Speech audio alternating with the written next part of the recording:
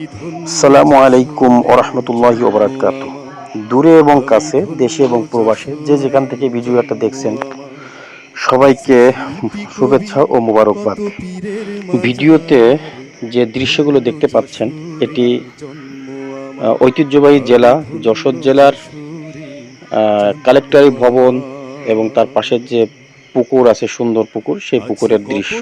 আজকে আমি যশোরের সৌন্দর্য বর্ণনা করব না, আজকে এসেছি কিছু দুঃখ কষ্ট বর্ণনা করতে এই যশোর নিয়েই।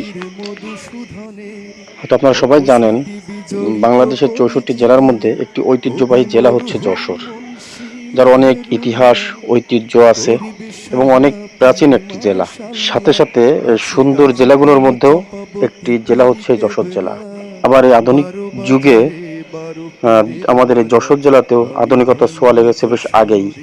আর এই আধুনিকতার ছোঁয়া লাগার কারণে জেলাটা আরো সুন্দর হয়ে উঠছে। আর বলা হয় যে বাংলাদেশের সর্বপ্রথম ডিজিটাল জেলা হচ্ছে এই যশোর জেলা। তো আসলে এসব কথা বলার আমার মূল উদ্দেশ্য না। আমার আজকে কথা বলার যে উদ্দেশ্য সেটা হচ্ছে এই যশোর জেলার একটি প্রাচীন এবং ঐতিহ্যবাহী স্থানের নাম, একটি জায়গার নাম হচ্ছে এই যশোর কালেক্টরি ভবন।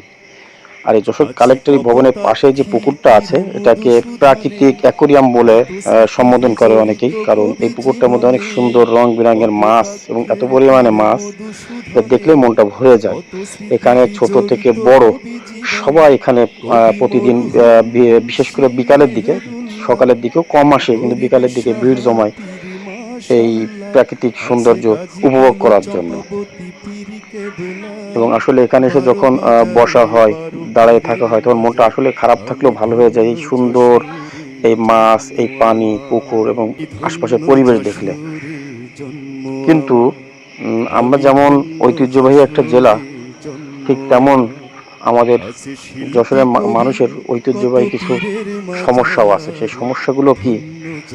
সেটা হচ্ছে এই যে সুন্দর একটা স্থাপনা, তারপরে সুন্দর এই যে আপনার যে পুকুরটা, সুন্দর যে পরিবেশটা, এই পরিবেশটাকে আসলে আমরা সুন্দর রাখতেছি না। বর্তমান কি করতেছি আমরা এখানে,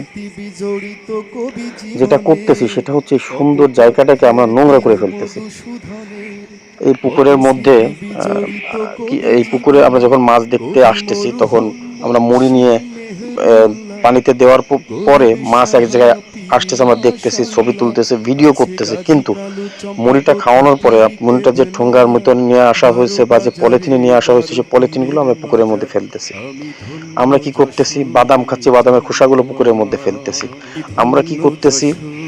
যে ইয়াগুলো আছে, আপনারা হয়তো ভিডিও দেখতে পাচ্ছেন যে পলিথিন গুলো আছে, তারপর আমরা যে আইসক্রিম খাচ্ছি, যে কাপ আইসক্রিম খাচ্ছি, কাপ আইসক্রিমের কাপগুলোর ভিতরে ফেলতেছি। এইভাবে মোটামুটি পুরো পুকুরের ভিতরেও যেমন ফেলতেছি, তখন পুকুরের পাশ দিয়ে, পুকুরের কিনারা দিয়ে তার উপরেও আমরা ফেলতেছি। এবং যখন একটু বাতাস টাতাস কোনো কিছু হচ্ছে তখন কিন্তু সেগুলো আস্তে পুকুরের মধ্যে চলে যাচ্ছে, এতে পরিবেশটা নষ্ট হচ্ছে। সবচেয়ে বড় বিষয় যেটা, সেটা হচ্ছে এটা দেখতে দৃষ্টিকটু হচ্ছে। আর পুকুরের পাড় দিয়ে যে হাঁটার জায়গাটা করা হয়েছে সেটাও দেখতে পাচ্ছেন কি পরিমাণে নোংরা। কাগজ থেকে, পলিথিন থেকে শুরু করে, বাদামের খোসা থেকে শুরু করে বিভিন্ন রকম ময়লা আবর্জনায় ভরপুর।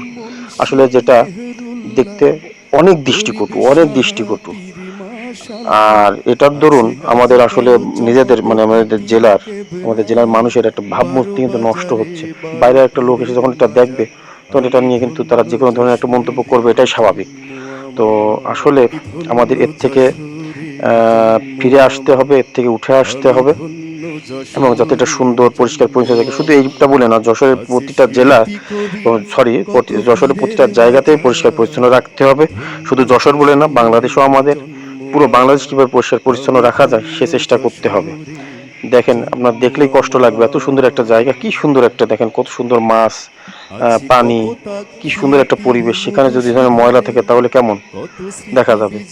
তো এই ধরনের নোংরা কাজ থেকে আমরা দূরে থাকবো, আশা করি ইনশাল্লাহ। সবাই ভালো থাকবেন, সুস্থ থাকবেন। আসসালামু আলাইকুম ওয়া রাহমাতুল্লাহি ওয়া বারাকাতুহু।